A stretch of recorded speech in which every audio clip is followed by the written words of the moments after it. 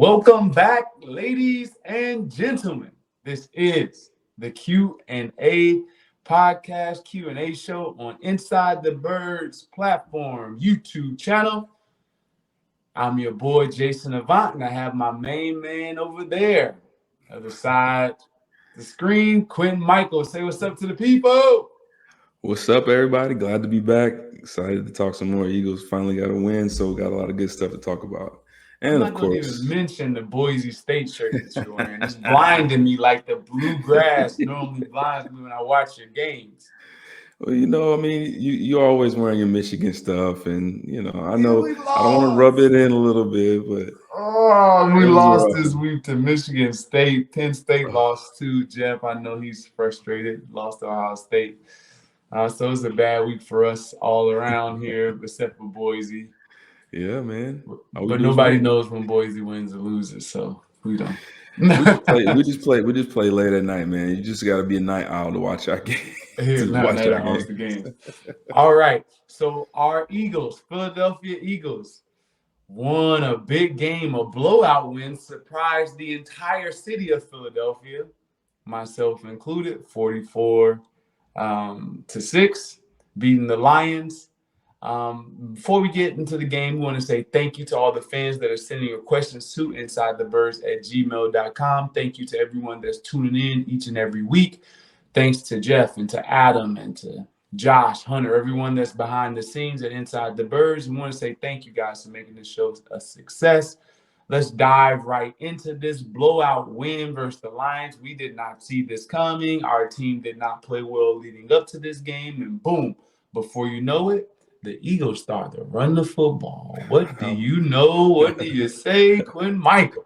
how about that, It was crazy. right? What was your takeaway from the game? Your overall evaluation of the offense? Eagles running the football, not many passes, not much.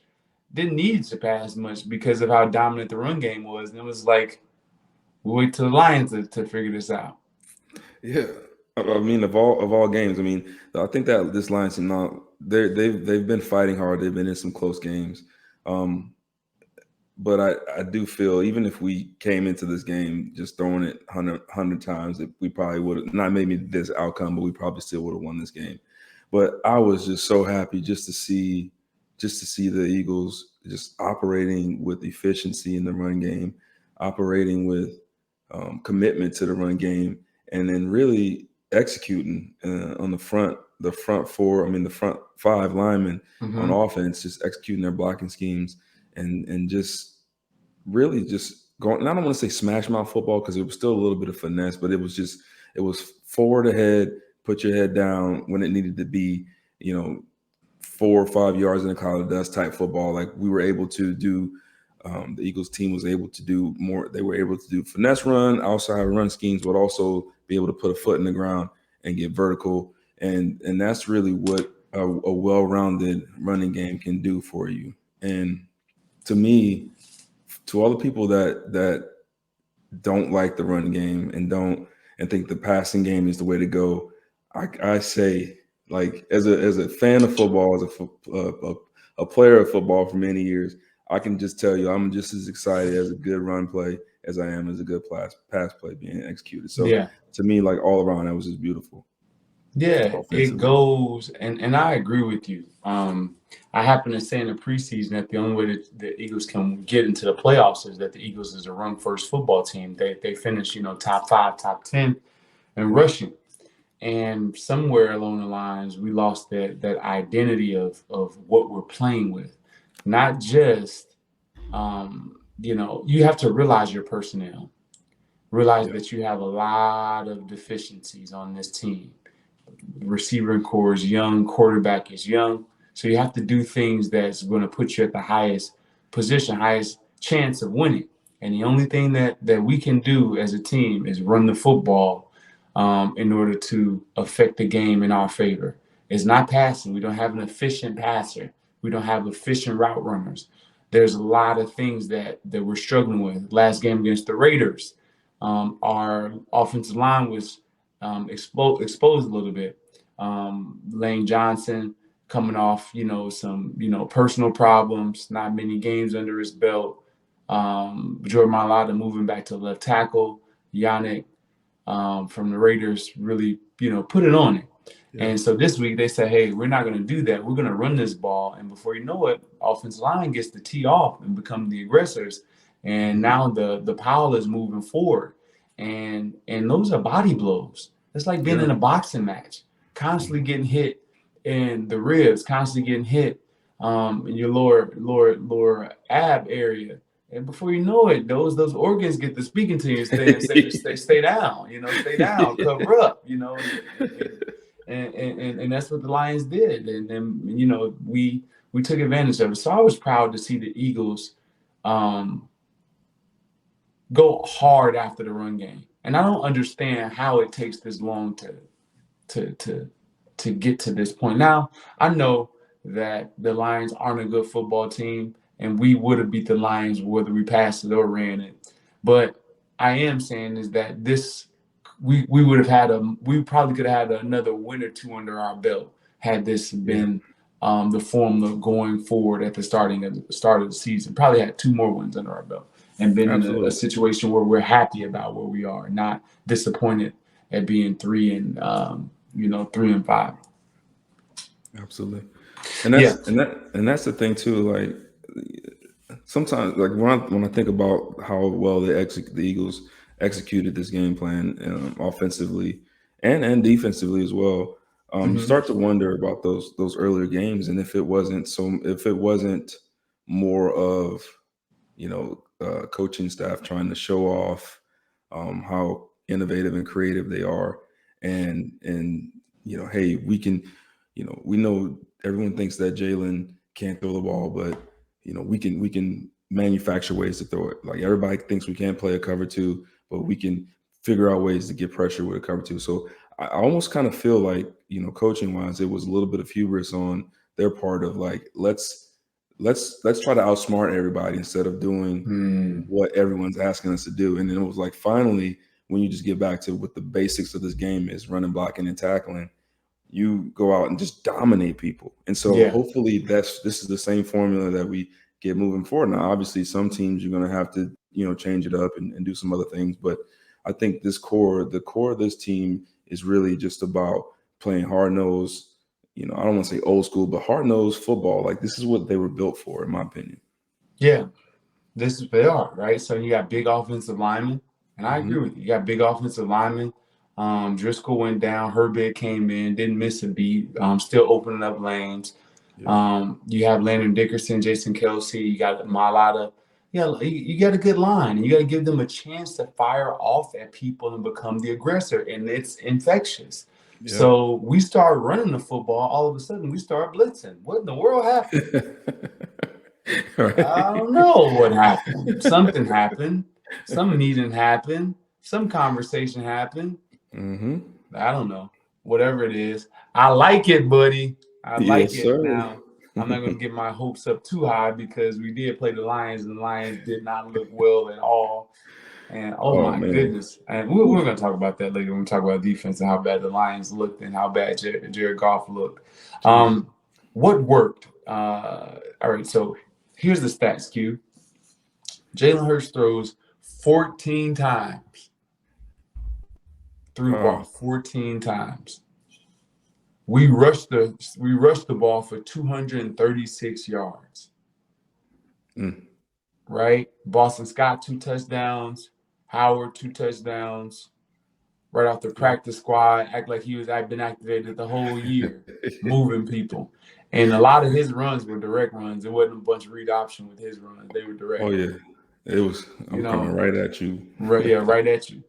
And Jalen, scrambled around a little bit, but 9 for 14 passes should have been, 10 for 14. There's, first play of the game, Devontae Smith drops the ball. Trying to figure out what's going on in his head right now. Just not himself right now. But that happens with rookies. You go through ups and downs. Yeah, he's probably pressing a little bit. Huh? So he's probably pressing a little bit. Yeah, he wants to do well. He's hearing the Jamar Chase and seeing what's being done, and you're going to start getting the comparisons to Jefferson, Jamar Chase, DK Metcalf, and then you got all of that stuff is very real. It's very there. It's very present for these guys. So I'm pretty sure some guys, they want to do really well. So. But it's only so much you can do when your quarterback is inaccurate at times. That's just the truth. So, Absolutely. but run game, offensive line, which one of the offensive linemen did the O line stand out to you on tape? Honestly, I didn't really get a chance to like really like break down the offensive line like I normally do. I would say to me, just overall, the biggest thing run game wise that I thought that worked and was pleasantly surprised by was the variety in the run schemes. Mm-hmm. And you hit the nail on the head. Boston Scott, he's a different type of running back than Kenny Gaines. Jordan Howard's a different type of running back. So it was a variety of run schemes, a variety of different types of runs, and it shows the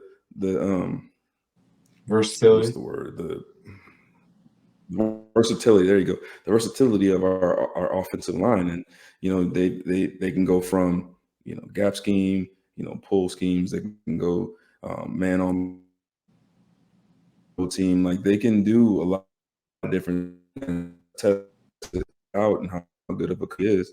And so I think to me that was the biggest thing that stood out run game wise because it keeps the opposing defense kind of on their toes because you don't necessarily know what to expect. Boston Scott's running an interior run game on the goal line. He's running zone read type stuff. You got Kenny Gainwell's catching the ball out the backfield and running zone reads, and Jordan Howard coming in and getting vertical. So it just puts a lot more pressure on the opposing defense. And so to me, that was the biggest thing that stood out. And I hope it continues that way because it's definitely something that'll make the opposing defense think. And to me it was demoralizing for the Lions. The reason I think it was demoralizing is because where they were running the ball. They were running the ball into the teeth, even though it was some type of run RPO type of thing where the end he was holding off the end, with his fade. The ball was still being ran between the two guards, right? And the guard and the centers. That's where the ball was hitting. The ball was hitting there. And you know how it is when you're running into the teeth of the defense and they can't do anything about it. That's smacking a person. That's going up to a guy and smacking somebody, right? And they don't do anything. That's what that was. And so I appreciated that. There wasn't a bunch of outside runs. We did keep them honest early in the game with Jalen Reagor's in the rounds, right? And those are the things that set up that. So you have to stay out there. You can't crash down because you constantly got those around fakes and things like that. So it opened it up. And that was one of those times, which we haven't seen much this year, of the offense working in conjunction with itself, right? The pass game, the RPO, some of the reverses, all of those things set it up because if you get beat around an edge and you lose contain a couple times, they lost contain 3 times on the first drive, right? Or on the second drive, 3 times on the second drive. So now the coaches come to the sideline and keep contain, safety. If you don't contain, keep contain. Nickel player, if he's going down the line. Right? They're being yelled at. So now guys are jumping outside. They're coming inside with the run. They never adjusted back to it. So I was impressed with that with the offensive line. So Landon Dickerson, Driscoll when he was in there, and also Herbig and Jason Kelsey, I thought that they dominated the game. And so that was pretty exciting to see. You saw a lot of guys with their bravado, chest out, happy, picking guys up. They had a lot of camaraderie that game, and that was because the interior lineman, especially the guard to guard, was handling business, and so I enjoyed that. Yes, sir. Yeah. Sirianni's play calling, thought it was good as far as running the football, making it an emphasis, and making it the meat and potatoes of the offense. Going forward, we're not going to be able to pass the ball 14 times and get away with that. We're just not. Right. Yeah, absolutely. There's too many good teams that we're about to face, right? The Chargers are not going to let us just run the ball the entire game, right? And I don't know why the Lions would allow us to run the ball the entire game and still be in defenses backed up. At some point, the quarterback's throwing for 14 yards. I'm going to put 8, 9 people in the box and play cover zero and make you pass the ball on me. You know, those are the types of things that gutsy defensive coordinators will do going forward. So hopefully we continue to make run the main portion, what we do the most, but we're gonna have to complete a higher percentage of passes and get the ball to our playmakers. And we got Dallas the ball. He had 6 receptions for 72 yards. So that was good. Dallas having a good game. But we're gonna have to. Jalen Hurts is gonna have to be accurate to here at some point. Has to be. He's gonna have to be. Nobody's gonna let him get away with 14 passes. Not in the NFL. Yeah. And I one thing I will say about the Sirianni's calling the game. I think for the most part, I agree with you. Like, I think he did a very good job, especially in the running game. We're definitely going to have to throw the ball. But I remember there was like a lull in the third quarter. It was a close game. There was a lull in the third quarter. I think it was early in the third quarter where we came out and we were still running the ball pretty well. And we just started throwing the ball. It was, I felt like, okay, now here we go again. Back to just throwing the ball on first, second down. And I do believe Vilma actually said something about it on the broadcast. Yeah. He was like, here we go, they're getting cute again. And I think that's the Achilles heel of sometimes with play callers, right? Is something could be working, but they really want something else to be working. And so they don't stick with what's working. They just try to force it. You know what I mean? And a lot of times, offensive coordinators and a lot of times defensive coordinators, they get caught in that little rut too. So I would say that's the one thing that I think Sirianni needs to get better at is feeling the flow of the game and then continuing to do what's working. And you sprinkle some stuff here, but just be aware of yourself, like self-scout and understand, like, all right, maybe I need to go back to the run game a little bit, maybe I do need to pass it more, or maybe I need to do this, but just do a little bit more self-scouting and understand, what you're doing and what you're trying to set up, and just don't at times just call pass plays just to throw them out there, when you have a young quarterback. Do what works. That's what you're saying. Let's keep doing what's working rather than, man, you know what? Man, I designed this play up. We've been practicing it all week. Man, I can't wait to call this play. And you got that. You're like, man, I just want this and I just want this. And no, do what works. Die to yourself. Die to yourself, because you're asking the players to sacrifice. You're asking Fletcher Cox with the 4 inside out, on defense. You're asking him to sacrifice. You're asking, other guys to sacrifice. You sacrifice by not doing what you want to do so badly and do what's working in the moment. So that's what you're saying, and we should. Now there's a balance to everything. There's some run, play action. But we weren't into the whole play action, that much, So and that was the perfect time to get a lot of easy throws in. Like, why don't we run just a normal like bootleg left and right? As far as I don't understand it. I actually seen a team. What team was I watching this weekend? It was a team that ran like 3 or 4 of them in a row. I was like, man, this is about as easy as football you can get. They were running, and then they would just roll it to the right, and a guy would be on the over, another guy would be on the comeback on the sideline. There's the guy in the flat, and they were hitting it all the time. I'm like, man. Crazy how that works, right? This is simple. It's almost like people have been designing the same play for years, and they've been using the same play for years, and it still works, right? It still works. Exactly. Just stick with what works, man. But overall, I'm happy. I'm excited that the Birds won. A lot of people were picking. I almost picked the Lions, man. I did. I can't front you. I almost picked the Lions. Yeah. The Birds, they were frustrating me so badly, so bad that I was like, dude, I'm about to pick the Lions on these dudes. But I changed my mind at the last minute. So I'm glad I didn't. I would have heard it forever.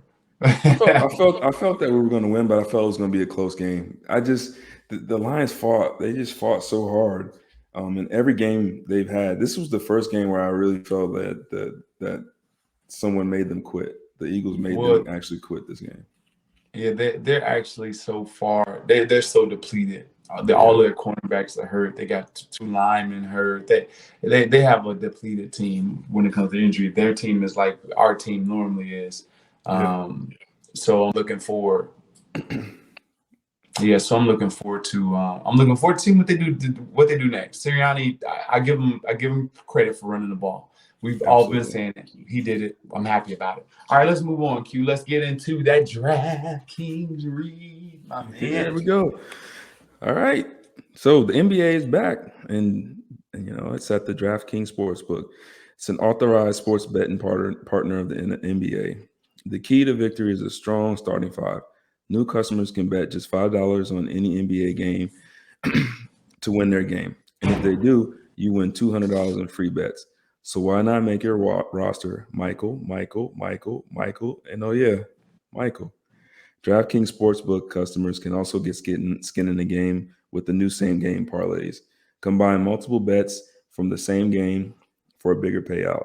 The more legs you add, the more money you win. DraftKings is a safe, secure, and reliable.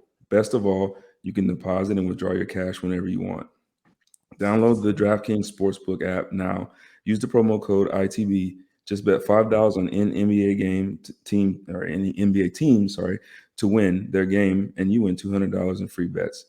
If they win, you win with the promo code ITB this week at DraftKings Sportsbook, an authorized sports betting partner of the NBA. You must be 21 or older, Pennsylvania only, new customers only. Restrictions apply in partnership with Meadows Racetrack and Casino. See DraftKings.com/sportsbook for details. Gambling problem, call 1-800-GAMBLER. Into the next segment.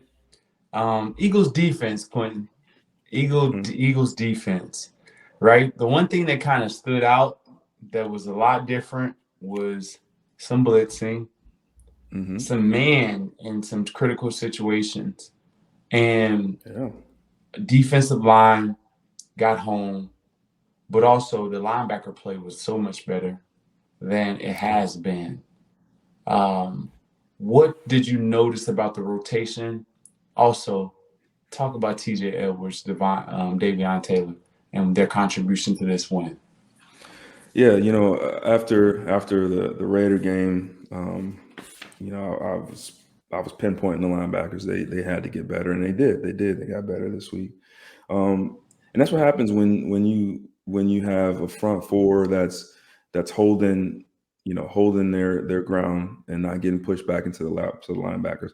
But I think the biggest thing is that the linebacking core just across the board was more active in getting downhill. They were more active and more instinctive, I would say, in understanding when to drop, where to drop. That was the biggest thing too. Like passing in the passing game. They were a lot of people. You really can't tell from the TV copy when you're watching it live, but the linebackers were taking away a lot of the middle of the field, and so I could tell that they worked on their drops and they got into their lanes and they were in where the areas where they were supposed to be, and it looked like it added to the frustration that we saw in Goff, where he was just checking everything down, and that's what you want to see is a quarterback getting frustrated because he's not getting the lanes that he wants to get. That shows you that the linebackers are where they're supposed to be and they're not being moved. And that's what happens when you stop the run and they don't have, your linebackers aren't playing two reads. And so to me, I think the whole defense, especially the front seven, worked together well. And this is what the results are when you're able to stop the run and when you're able to change up your looks and you're able to, change up your coverages. You get a frustrated quarterback, especially a still, learning quarterback in Josh Goff. And so just across the board, I just think did much better. Taylor was much better in his drops, much better playing the run. Just overall, they had a stellar game. Yeah. Agreed. Now, I want to talk about T.J. Edwards. T.J. Edwards is a player that you automatically, as a coach, try to replace. Yeah, I can see that. T.J. Edwards as a player, and this doesn't make sense to a lot of fans because his measurables are bad. He's going to run a 4.75, 4.8 40. He doesn't move sideline to sideline really well when it comes to his short shuttles and his linebacker drills. He's not going to look the best. But I tell you this, that dude know how to put people down. Yes, And I don't sir. know what it is, but there are some guys that are just like that you don't understand how they, get open. You don't understand how they get to the ball. You don't understand how they're making plays. Some dudes are just football players. TJ Edwards is a football player. And Yep. he may not be able to run the seam. He may not be able to cover, the fastest guys, but he's going to diagnose the screen quickly. He's going to be able to diagnose the run fast. He's going to be able to fill a gap and be able to bring some weight behind him. TJ Edwards can do those things really well. There was a few tunnel screens. He's the first one there, and he's in the middle of the field because he's just instinctive. He recognizes and sees it, and that's what happens when you get a guy that's used to playing with the deficiency, a speed deficiency. He makes it up in his ability to process information. Yep. So Absolutely. he's usually quicker moving than everybody else to the ball. He's able to recognize it. And the coaching staff a lot of times like, oh man, this guy's not fast. He's not this. He's not that. And the only thing that you're seeing is his measurables and not the football player that he is. And I'm glad that they finally gave him a chance to burn. Yeah. And he showed up big. Yeah, Showed he up did. big on a lot of plays, forcing a fumble. Him and Avonte Maddox, showing up That again, was showing up on huge. screens. He was like, it was good. He was instinctive in the pass game. He was all around the football field. Yeah. So I was Yeah. I was excited about TJ Edwards' play, and I thought that was the biggest difference, one of the bigger differences in the game. Now, defensive line getting home, Josh Sweat get 2 sacks. Milton Williams getting his first sack, and the D line getting home. All those things help. And now it was the first game I've seen where the Eagles secondary wasn't fearful of getting run by. So when they call the blitz, you start seeing people flat foot. I Yeah. was like, Yeah. man, it's like an NFL defense now. Because now when people are blitzing, the cornerbacks are like, hold on, I'm not respecting you going on an 18-yard pass play because we're gonna get home. That's Yeah. what happens. You Mm-hmm. see, you're gonna understand the defense. So for the first time, I felt like we looked like an NFL defense. Yeah. We We were did. driving 5 yard outs. We were driving all type of stuff. I was like, who is this? What team am I watching right now? Yeah. Yeah, we were denying people on third down. We came down and played man pressing people. I was Straight like, man, press. they need to do some Straight cojones tonight. press. I haven't seen that in a long, long time on third down, right? Yeah, and it had to do with the defensive line. TJ Edwards, I felt like he was a really good contribution to the team this week. And like, and a lot of the blitzes, they started off blitzing, just adding the fifth man to the rush, Yeah. right? They just started out adding the fifth to the rush. And before you know it, I seen them add 2 in there. It's like, oh, let me get 2 Yeah. in there. They can't see us. Let me get 2 in there. I was like, oh, you bringing 6? What the world is going on? You know what the best part of Sunday was for me though? Like not defensively, the best part for me was just seeing the players actually having fun and enjoying, seeing them celebrate each other, seeing them celebrate big plays, seeing them make big plays. Like that's what brings a team together, right? That's what Mm-hmm. when Sweat got that I think it was the second sack, and you see Fletch right Yeah. next to him after Fletch was frustrated last week, but seeing Fletch right next to them celebrating together, like that's what you want, right? That's when you start Mm-hmm. to feel this team come together, this defense come together, and I hope we continue to stay aggressive because when you're aggressive and you get after it, it's almost like, okay, now we're in a war together, right? Now I got your back, you got my back, right? We blitzing right here. We gonna get there, or we're not gonna blitz here. We're gonna get there for you, right? Secondary, y'all just hold us. Give us a few more seconds, right? Be where you're supposed to be. Give us a few more seconds so we can get that pressure. So that's when you start to see everything start to mesh and come together. And so I'm just hoping that this is kind of like a catalyst for this defense to really start to fire on all cylinders and then hopefully, I know it's the Lions. Let's not get too crazy, but hopefully, our defensive coordinator is starting to gain confidence, right? Gain confidence in the players and gain confidence in the secondary to be able to start calling those blitzes, to be able to start, to be able to start calling those different coverages and, cover ones and mans and threes and start to change it up on teams, because this is what this team was supposed to be about this game. It's defense. So. This is the defense, and it was it's.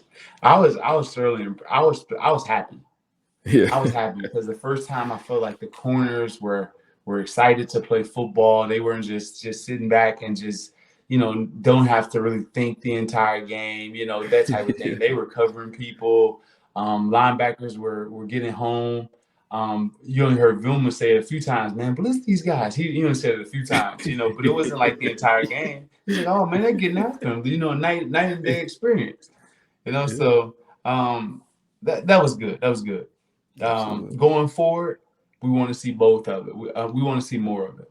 We want to see them continue to progress and not get scared of a Justin Herbert, not get scared of a guy that's coming in that has some pedigree and have won some games. Man, make people uncomfortable. Yeah. Aggression. They were the aggressor this week, and that's why they won. And we got to make that the standard again. I was thoroughly impressed with the defense. Again, Darius Slay picking up the fumble, scoring on defense. Guys getting sacks, guys celebrating. Darius gave that ball to Avante Maddox. Avante Maddox gave it to his dad. Like, those are things that's who it was? See. That's who it was? Avante Maddox gave that to his dad. Because, that's cool. He's a Detroit kid. Okay. So for everything, that, his dad put into him, he wanted to give him that ball. Darius Slay said, cool, Darius Slay ball out, coming back to his old stomping grounds, beating 44-6. That's a great feeling, man. Yeah, that's it. That's great. Who's the maddest person in the building, though? Deuce. Deuce had to be the hottest person in the building, because he going through it in that game. I saw on the sideline, I forget, it was either Swift or one of the other running backs, but something happened in the game. Was it Jefferson? And it panned to Deuce on the sideline after he came off, and Deuce was going off on him. I don't know what this person did, this running back did on the field, whatever he messed up. But I was like, man, I don't even want to know what Deuce is saying to him right now. Deuce don't play games. Man, Deuce don't play no games, boy. So I know he was heated, man. But I'm just happy to see it, man. I'm happy to see guys balling. I was excited. Multiple sacks, turnover on defense, touchdown on defense, all of that. You love to see that. Love to see. Had Jared Goff looking like a roach with the lights cut on, trying to get everywhere, trying to get anywhere. He looked bad, and the defense made him look bad. And that's what you have to do. If a guy has a track record of not being comfortable around pressure, and that's what Jared Goff has always had. That he's okay if the pocket is clean, if it's pretty outside. But when it starts raining, the pocket's a little dirty, and he's uncomfortable around pressure. Doesn't want to get hit. He want to play some golf. He doesn't want that, right? So, and that's what you do. You fire him up. You continue to send that pressure out there, make him uncomfortable, and that's what happened. The Birds did it, and so I was excited about that. And check this out. Majority of the quarterbacks don't like pressure. It's only a few of them that can stand in the face of pressure. It's only a few. It's not many. It's only a few. We played some good ones already that can stand in the face of pressure. It's not many of them now. So this formula is going to be good and going to put us in position to win more games. So I'm excited about that. Absolutely. All right. So the next portion of this, Manscaped. Support for the Q&A show is brought to you by Manscaped, the champion of the world for men's below-the-waist grooming. Manscaped offers precision-engineered tools for your family jewels, and they just launched their fourth-generation trimmer, the Lawnmower 4.0. You heard it, 4.0. Join over 2 million men worldwide who trust Manscaped with this exclusive offer. 20% off and free worldwide shipping with code QA at Manscaped. Imagine having a sleek, well-designed, and optimized trimmer that makes shaving time your favorite time in the bathroom. I tried the 4.0, and I'm blown away with the craftsmanship and details are second level. Nobody wants to get hurt down there. You know what I mean. So Manscaped engineered the ultimate groin and body trimmer by focusing on intelligent functionality and an incredibly comfortable grooming experience. Their fourth-generation trimmer has a cutting-edge ceramic blade that reduces those accidents thanks to their advanced skin-safe technology. You got to be comfortable down there. This upgraded trimmer also has a multi-function on and off switch that can engage a travel lock and has a 4000K LED spotlight that can turn on and off for more precision on your shave. The new lawnmower even allows you to customize your trim with garland sizes 1 through 4. How about wireless charging? Their new wireless charging system uses electromagnetic induction to help the battery last longer. Men, you can't use the same trimmer on your nuts and face. Nobody needs pews in their mouth. Get your own ball and hair body trimmer with Manscaped. Make me time the best time, like Jason Avant always does. Get 20% off and free shipping with code Q&A at manscaped.com. Your balls will thank you. Again, get 20% off and free shipping with the code QA at manscaped.com. That's 20% off and free shipping at manscaped.com and use code QA. Unlock your confidence and always use the right tools for the job with Manscaped, and your balls will thank you. All right, so we're at the trade deadline. That just passed today at 4:00, and no deal for Fletcher Cox. So let's talk about whether or not you think it's a good thing or a bad thing to have an unhappy Fletcher Cox on the team. What do you think about You're going to have to get rid of his contract at some point. And the reason, people thought that he was traded because he posted like a cryptic tweet, Instagram message, or social media. I think it was a tweet though, basically saying, Philadelphia forever. So a lot of people thought that Fletcher was getting traded, and however he wasn't. He probably thought that he was, because there's always constant talks with him and his agent. Hey, the Broncos are on the line. Hey, this person's on the line. All of those things happened, and they probably were keeping him updated. But eventually, the deal fell through, and they couldn't get it done. So at some point, the Eagles are not going to be able to pay everyone. And it may be time. You have an emerging Hargrave. You just drafted, 2 defensive linemen. So there's a lot of areas that the Eagles need to get better in. A lot of them. Linebacker. You need to get more depth at the defensive tackle position. You may need a nice end because Derek Barnett has never panned out. Brandon Graham is older, got hurt this year. And then you got Sweaty that they just paid some money to. But you still got Dallas to re-up. You still have a bunch of guys to pay. And Miles, you got a bunch of guys to potentially pay. So I think long term you have to consider trading him at some point here and then next. I don't know if he'll be back next year. I don't know if it'll be he is back one more year, but at some point $100 million you can't continue to absorb it. You can't continue to absorb $20 million a year. You just can't. Yeah. Yeah, that's unfortunate. Now the positive side is that we don't have a $100 million quarterback, or we don't have another $100 million player. So can they do it? Yes, they can. But I would rather see the money be divided among 3 or 4 really good players at different positions, so the Eagles can establish themselves to be able to get another player like on the realm of a Deshaun Watson or Russell Wilson, Aaron Rodgers, or whoever else it is. Put ourselves in position to make our roster appealing enough for that person. Yeah. But I don't see how you can be shopping Fletcher Cox and you can't get Deshaun Watson when you can give up. I don't see a team saying, "Hey, I'll give you Fletcher Cox, Jalen Hurts, and first and the third." I don't see how that team is going to turn that down. Yeah, that whole situation is very weird. It seemed, going back to you talking about the Texans, right? With Watson, right? Yeah. He has the first right of refusal, and I'm what I've been reading is that he'll only waive that if he's allowed to go to Miami. So it could be that is the issue, is that no matter what a team's offering, if he's not going to waive the right only for Miami, there's nothing anyone can do. Miami just came out, Stephen Ross, their owner, came out and said that the Texans never provided the information pertaining to his case, so therefore they're not going to pursue it. They're going to go on with Tua, so they didn't make the trade. So now the Texans look like even bigger fools because you have this guy on your roster, on your team, that isn't technically suspended, but he's not competing for personal problems. And the reason he's not competing is because you're trying to trade him. Now you're stuck with him for a year. You're paying him money, and he's not doing anything for you. So at some point, they have to come up with a game plan, because this may be one of the worst decisions I've ever seen. You're going to let a guy just sit in your locker room, not play because he's disgruntled? No, he's playing. If I'm going to be paying him money, he's going to be playing.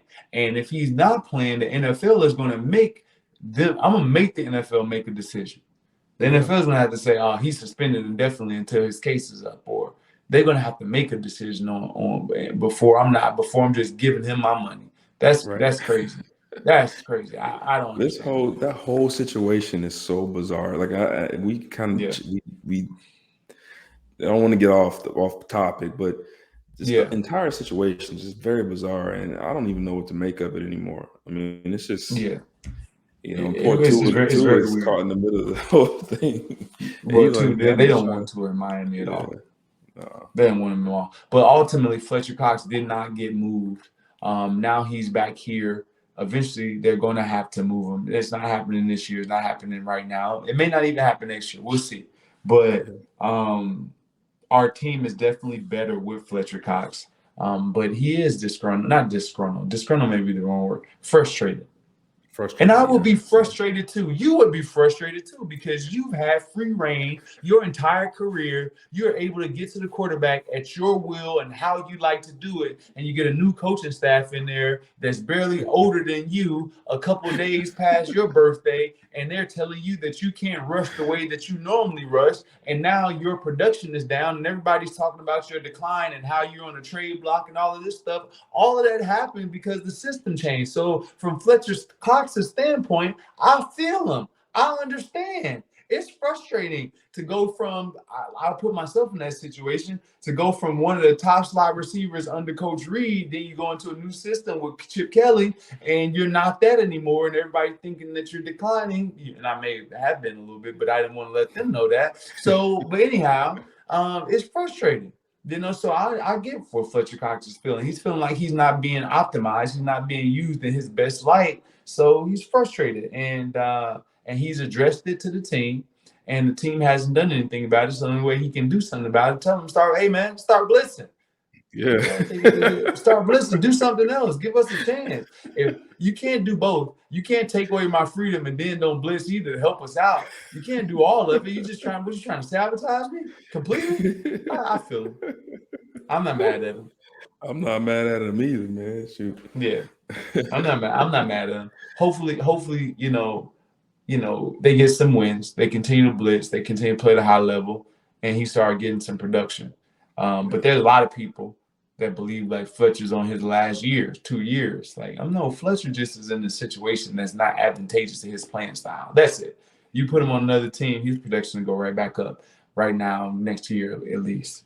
For a second, I thought he was going to end up – I thought for a second he was going to get traded to the Packers, because I saw they had released Jalen Smith, and I just had this feeling that he was going to end up there. And I'm like, man, the Packers got enough, man. They already got Aaron Rodgers. The Rams got enough. Got enough.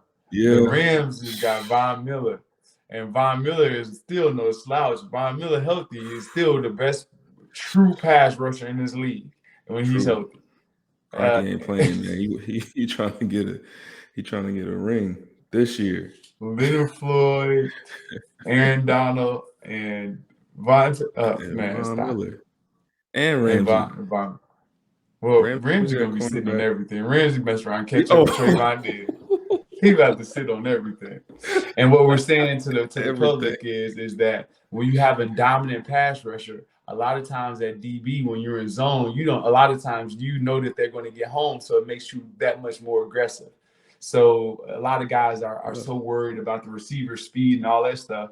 And this guy's running on a 15, 18-yard route. Jalen Ramsey going to be sitting there 15, 18 yards ready to intercept the ball because he's like, dude, there's no way you're going to have 2.5 seconds, 3 seconds to run this route with Aaron Donald and Von Miller and Leonard Floyd back there. So guys get aggressive based on the guys that they have up front. So yeah, he about to be sitting on everything. As a DB, I cannot imagine what it's going to be like to play behind that front four. They're going to be lit. Oh my God. Yeah, they released Deshaun today too. They did release Deshaun. Deshaun doesn't want to play anymore. He don't want to play. Yeah, he done. He done. He don't play anymore. I think it's because only you can only a few players can ask for trades when your team is doing well as the Rams. Like, just sit back and chill and take that to the Super Bowl. You don't need the ball every time. You already had your time in the sun, man. Let Von Jefferson and Cooper Kupp and Robert Woods ball, man. Go out there and catch your goal ball every 3-4 games and shut up, man. Get you a ring. Like, what do you have to do? Like, how you get kicked off that team? That team is like them and the Cowboys are top the NFCs, and you're gonna go get kicked off the team? You're right. Yeah, you're right. I don't get it. I don't understand sometimes. Yeah. That's wide receivers. Divas. Oh, stop it. That's divas. It's in y'all DNA, man. Don't let him come for us like that. Don't let him do it. It's a lot of us, but it's not all of us. Some of us want to win more than we like to look good, more than we like to get stats. Most of us, not all of us. But then there's that situation where it just doesn't make sense. A team that's in line to win the Super Bowl, to be one of the top 3 teams in the NFC competing for it, and you get kicked off the team and it's in your backyard. That's crazy. Stop.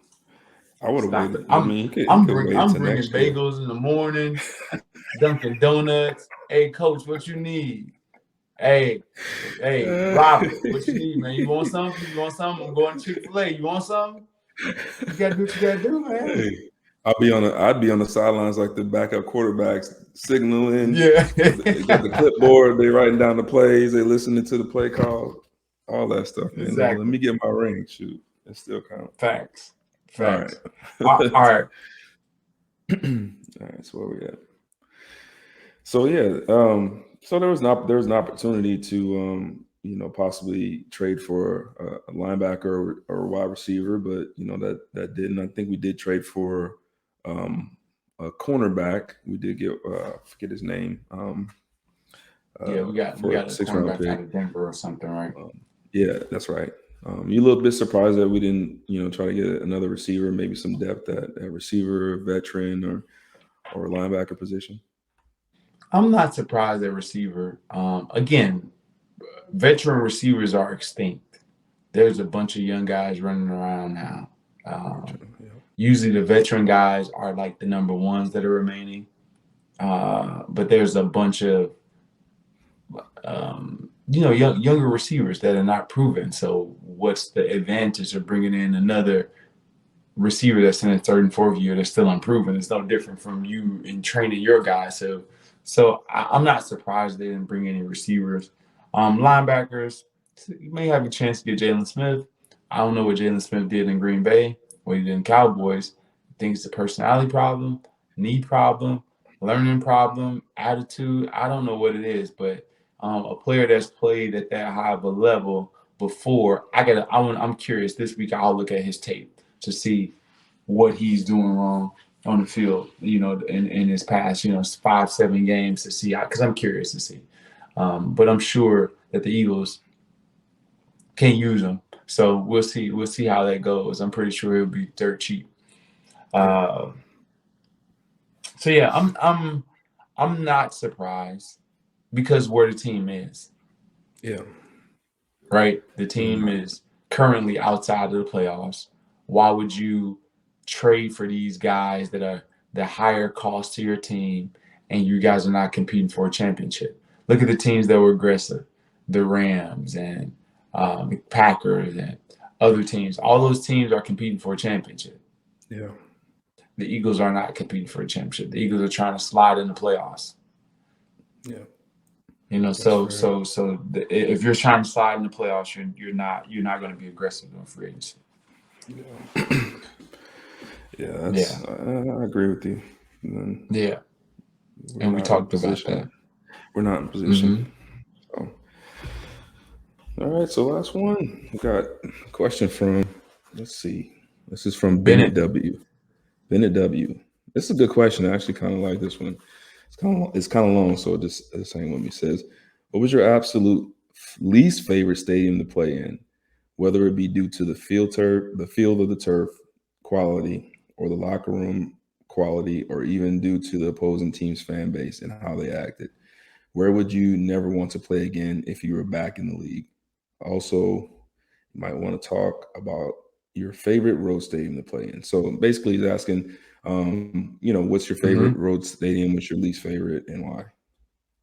Ah, um, my least favorite, two of them, but my least favorite was the Metrodome when they had the turf and you can see the concrete Oh and my you could God. step on a gap in between the 20-yard line and it was this big and you see concrete underneath of it and you couldn't wear cleats. You had to wear gym shoes. Nobody wants to play football in gym shoes. It's uncomfortable as a receiver. You don't know what you're getting into, right? And then when you dive for a ball, your whole forearm and All the skin all gone. that's gone, elbow and all that stuff is gone.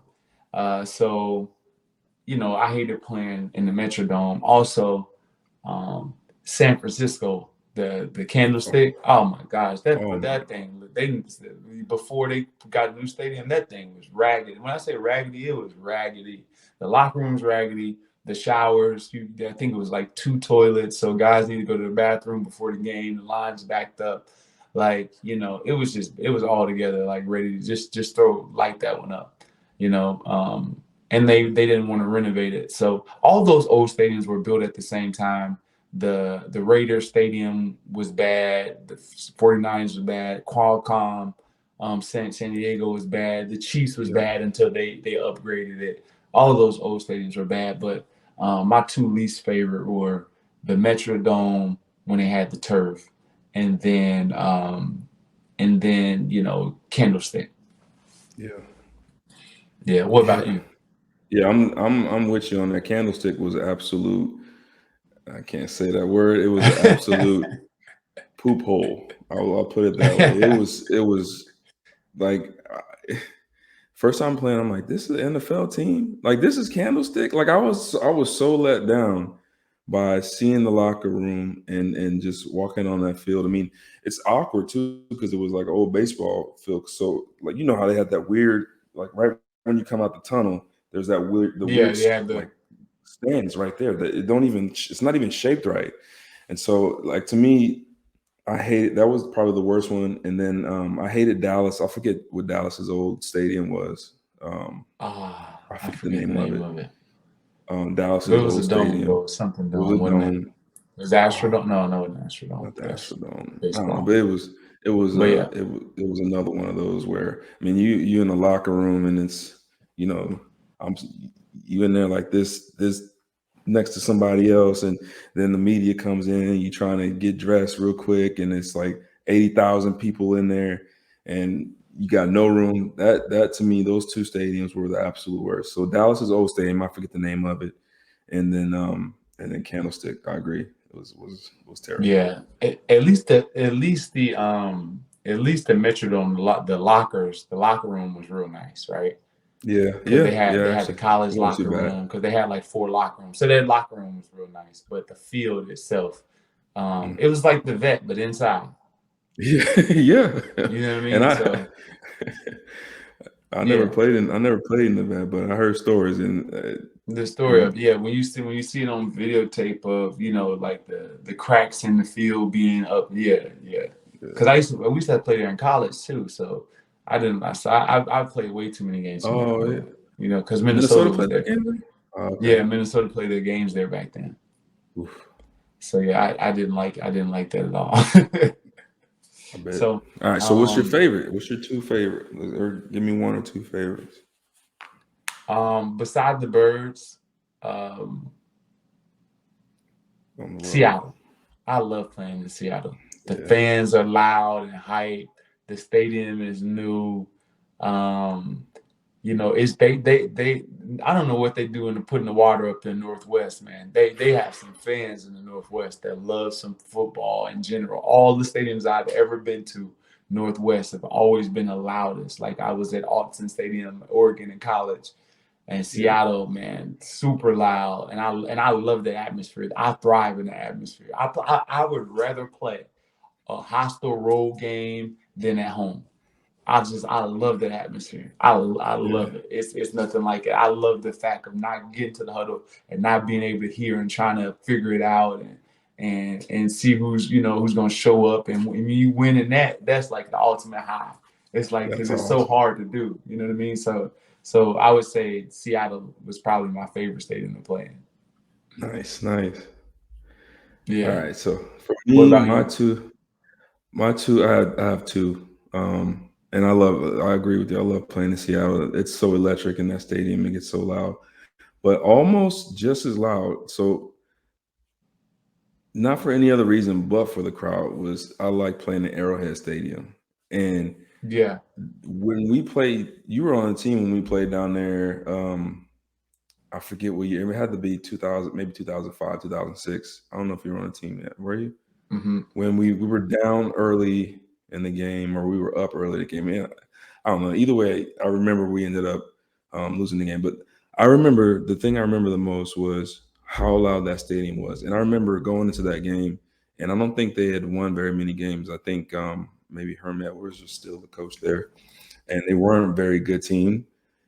But I'll never forget how loud that stadium was and how many Yeah. fans were at that game for a losing team. I was like, what in the hell is this? Like, it was just rocking, and it was just a fun atmosphere. Everybody was, they were loud, but they weren't crazy like the Giants Yeah. fans are throwing batteries and stuff at you. So that's my one of mine, and then the other one, I love playing in Green Bay, and it's almost just more because it's just like almost like Hallowed Tradition. Ground, it's tradition. You see all of the names on the walls, and you see Vince Lombardi was here. Like you just feel like, Yeah. okay, this is where You I know coming football through, you didn't coming start through, you there, but coming through it's like, John's, yeah, you coming through John's neighborhood, and you see the garage out front. And next thing you know, the stadium is there. It's like yeah, it's crazy. It's like a neighbor. It's the neighborhood stadium. yeah, it's crazy. It's The and only so publicly owned stadium or team. publicly owned. Yeah. So They all the Packers. No, I'm not going to get into the Packers fans yeah. and their So yeah. So owning no, the stadium. that's pretty dope. Yeah. The Packers is like a if you can win there is good. And I played in Kansas City, so I know how crazy they are. So I just got comfortable with it. Yeah, So um yeah, that was pretty fun. The Cowboys' new stadium is pretty fun to play in too. yeah, Um, yeah. you It's know, really nice. despite the only thing that's bad about it is that you can't always see the replay. And as a player, when you come back from the huddle, you always trying to see what happened. You can't see it because of that big stupid screen. Yeah, You know what I mean? Yeah, yeah. so I don't like that too much. Funny thing about as fans, I don't know if they may or may not know this, but one of the coolest things about going to that stadium, and is when you ride on the bus. When you get to the bus, normally when you show up at the stadium, you get on the bus and you unload either like right outside the stadium or maybe like a little bit in the garage. Hmm. Well, in Dallas Stadium, like you actually go through the entire, like there's a tunnel basically that goes through Underbelly, the yeah, in the entire stadium. part of the stadium, and then you eventually come right to the door. And I'll never forget the first time going through that stadium. Like, oh my god, like it's crazy. Like we're actually driving through the building and getting right on and right off. Our bus Exactly. is right outside the locker room. Yeah, that was great. I It's forgot dope. about that, but that is great because you do drive a little bit to get to the locker room, and they got enough room to turn around. Yeah, they did that. They did They a good did job with that that. stadium. Yeah. Yeah. I need to go see the Las Vegas stadium. I heard it was like an alien ship. We talked about it. There's a few I haven't. I wanted to see the 49ers new stadium. The Vegas, and I want to see the Rams. Yeah, so. Oh yeah. I'll get a chance to see. I haven't even seen Atlanta's new stadium. Have you seen Atlanta's new stadium? Sorry, we're getting off topic, but have you seen Atlanta's new stadium? Atlanta's new stadium. I don't like going to Atlanta unless I don't really have a desire to go, but I'll go west. There you go. Yeah. So Q, that's going to set it up. That's going to get us off of this topic, and we're going to end the Q&A show. To all the fans that are tuning in, everyone that tunes in each and every week, thank you guys for supporting the Q&A show. Again, you can check this out inside the Birds YouTube channel. Also Amazon Music, Facebook, Instagram, and Twitter. And thank you to Jeff and Hunter, Adam, Josh, everyone that's responsible inside the Birds, and you, the fans, for making this show a success. Peace out from Jason Avant. Quintin Mikell has the last words. Hey man, had a good time as always. Love you guys, love the fans, and let's get back and do it again. Hopefully we get to celebrate the Eagles win next week and have some fun with it. So as always, man, I love talking to you, Jay. I learn something every week. Always great talking to you, brother.